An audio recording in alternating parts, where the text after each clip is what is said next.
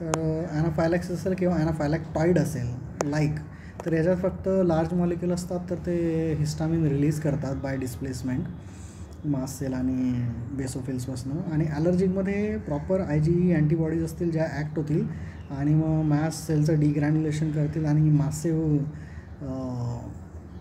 किमोकाईन्स release करतील.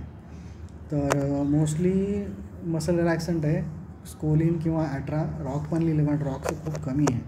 Rubber is known, antibiotics are known, पेंटोन. Propofol is very rare. Colloids होऊ शकतात कारण की लार्ज मॉलिक्युलेट डिरायव्ड आहेत. Heparin, protamine. नंतर ग्रेडिंग आहे 1 to 4. 4 is arrest, 3 is severe collapse and severe respiratory oedema. And 2 मग त्याचं माइल्डर व्हर्जन आहे. हायपोटॅगी चालू झाला आहे, व्हीजिंग स्पाझम चालू झाला आहे. 1 इज जस्ट स्किन अँड म्युकोसा. तर ट्रिप्टेज इस्टिमेशन एक करू शकतो. बाकीच्या मग टेस्टिंग आहेत इंट्राडर्मल किंवा स्किन प्रिक किंवा challenge test. That is just page भरो. Stop the offending agent. पहिल्यांदा तर DD माहीत पाहिजे. DD can be embolism, infarction, aspiration and vasovagal. जर माहिती ॲनाफायलॅक्सिस आहेच तर पहिल्यांदा तर फ्लुइड द्यायला लागतील कारण की पेरिफेरल व्हॅझोडायलेशनमुळे व्हॉल्यूम लॉस होतो किंवा परमिॲबिलिटीमुळे पण.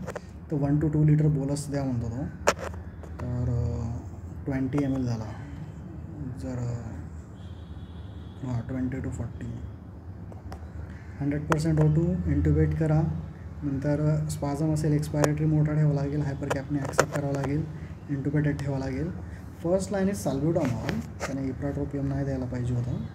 Then second ipratropium.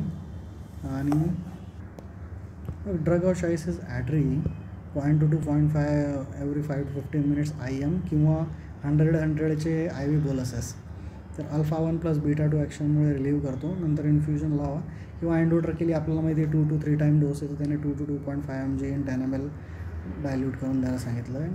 H1H2 blocker, antihistaminics द्यायला लागतील. Steroids, hydrocortisone is preferred. Deca will take time. मग ॲड्रेनालिनने रिस्पॉन्ड नाही करत मग डोपा, नॉरॅड, वॅसोप्रेसिन काही लावा.